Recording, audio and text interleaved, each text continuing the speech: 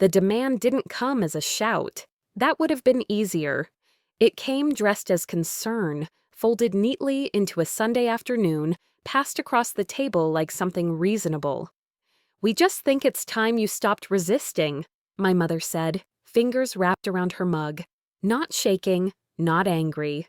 Calm in the way that always meant the decision had already been made. I looked around the table. Same kitchen, same chipped corner on the counter, same family arrangement that had never shifted, not even when years passed and I did. My father avoided my eyes, studying a crack in the wood like it might open up and swallow him. My older sister leaned back in her chair, arms crossed, wearing that familiar expression, the one that said this would all go smoother if you just cooperate. Fall back in line. They didn't say the words yet, but they didn't need to. I'd heard them my whole life, just phrased differently each time. Be practical. Don't embarrass us. Why can't you just be normal about this? I felt it in my chest before I felt it in my head. That tightening, like something inside me was being quietly pressed down. The old reflex stirred, the one that wanted to nod, apologize, agree to whatever version of myself they found least inconvenient. My mother sighed, softly. "You've always had a way of making things harder than they need to be." That sentence landed heavier than anything else, because it rewrote the story the way they always did. It turned my choices into problems, my boundaries into attitude, my silence into disrespect. I thought about the years I'd spent trying to earn a different tone from them. How many times I'd bent without being thanked. How often I'd returned to this table, hoping things might finally feel equal. "Everyone else manages," my sister added. "We just don't understand why you won't." I did understand. That was the problem. I looked down at my hands, steady now, and realized something unsettling. The fear I expected wasn't there anymore. Just a quiet clarity, the kind that doesn't rush, the kind that waits until you're finally ready to hear it. They wanted the old version of me back, the one who made their lives easier. And for the first time, I knew, with uncomfortable certainty, that I wasn't going to give them that again. My father cleared his throat, the sound scraping the silence. "You're taking this too personally," he said, finally looking at me. His voice had that practiced calm, the one he used when he wanted to sound reasonable without actually engaging. "We're just trying to help." Help. That word had always been their favorite shield. I leaned back slightly, feeling the chair press into my spine, grounding me. "Help would have sounded like a question," I said. My voice surprised me, steady even. "Not a verdict." My mother's lips tightened, just a fraction, a micro-expression I knew well. Disapproval, quickly masked. "See?" she said to my sister, gesturing toward me as if I weren't there. "This defensiveness, this is exactly what we're talking about." Something shifted then, not dramatically, no rush of anger, just a quiet click, like a lock finally turning. Defensive, difficult, resistant. They'd labeled me so long I'd started preemptively arguing with myself, rehearsing explanations for choices that didn't need defending. Careers, relationships, distance. Every deviation from their script treated like a phase I'd eventually outgrow. I thought about the last time I'd fallen back in line, how I'd moved when they wanted, stayed quiet when they disapproved, swallowed resentment until it curdled into exhaustion. I remembered lying awake at night, wondering why compliance still felt like failure.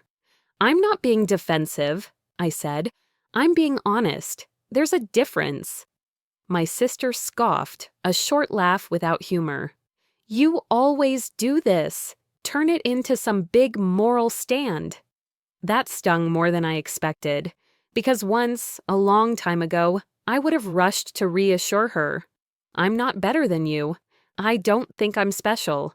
I would have shrunk myself back down to keep the peace. Instead, I sat with the discomfort. Let it breathe. It's not a stand, I replied. It's a boundary. The word landed like a foreign object on the table. My mother flinched, just slightly, as if I'd used profanity. We're your family, she said, voice softening again. The final tactic. You don't put boundaries between family. I felt the old guilt reach for me, instinctive and sharp. The fear of being seen as ungrateful, disloyal, cold. But underneath it was something stronger now. A delayed realization I couldn't ignore anymore. Family wasn't supposed to feel like a negotiation, where my existence was the bargaining chip. I'm not putting distance between us, I said. I'm stopping myself from disappearing. No one spoke. And in that silence, I understood something that hurt almost as much as it freed me. They weren't confused by my refusal. They were threatened by it. My mother stood first, not abruptly, deliberately. She carried her mug to the sink, rinsed it out, placed it upside down on the towel. The domestic ritual felt intentional, like she was reasserting order in the only way she could. This isn't who you used to be, she said without turning around.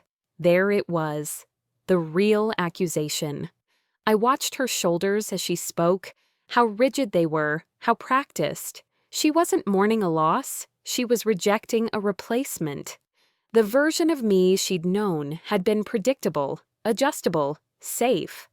I know, I said. That's the point. She turned then, eyes sharp. You're acting like we wronged you. The room seemed to contract. My father shifted again, uncomfortable but silent. My sister shook her head, already exhausted by a conversation she believed shouldn't exist. I considered how easy it would be to list everything. The small humiliations passed off as jokes, the expectations framed as love, the way my successes were minimized unless they reflected well on them. But I didn't, because explanations had never changed the outcome before. You didn't wrong me, I said slowly. You just never made room for me. The words tasted heavy but true. They carried years of swallowed thoughts, of calibrating myself to avoid friction. I felt them land, not as an attack, but as a statement of fact. My sister stood up now, pacing. So what? You're just done with us? The question was sharper than it sounded. Not curiosity, accusation, a test. I met her gaze. I'm done being managed. Her mouth opened, then closed. For once, she didn't have a counter ready. My father finally spoke. You're making a mistake, he said quietly. Not angry, not loud, worse, disappointed. People don't just walk away from family and end up okay. I felt that sentence echo against old fears, loneliness, regret, the idea that independence always came with punishment. But another realization followed, just as clear. I hadn't walked away. I'd been inching toward myself for years. I'm not walking away, I said. I'm standing still. You're just not used to me not moving when you push. Silence again, thicker this time. My mother's face had gone still, unreadable. My sister stared at the floor. My father folded his hands like the conversation was already over. That's when it hit me, the final quiet truth. They didn't want resolution, they wanted compliance dressed up as reconciliation. And I was no longer confused enough to give it to them. I stood up, slowly, not in defiance, in closure. The chair legs scraped softly against the floor, a sound that felt louder than it was, like punctuation at the end of a sentence no one wanted finished. No one tried to stop me. That hurt more than any argument could have. My mother's hands rested flat on the counter, knuckles pale. My father stared at the table again. My sister didn't look up at all. Their stillness confirmed what words hadn't. This was the moment they expected me to fold, to backtrack, to soften it all with an apology they could accept as surrender. I didn't. I love you, I said, and I meant it in the truest, least performative way I ever had. But I'm not coming back to who I was just to keep this peaceful. My mother's breath caught. Just slightly, not enough to change anything. As I walked toward the door, I felt the old pull one last time. The instinct to turn around, to explain myself better, to offer reassurance I no longer owed. That urge had kept me orbiting this house for years, mistaking gravity for love. At the threshold, I paused. Not for them, for me. To mark the moment properly, to let it register. Refusing wasn't loud. It wasn't dramatic. It was simply the decision to stop abandoning myself.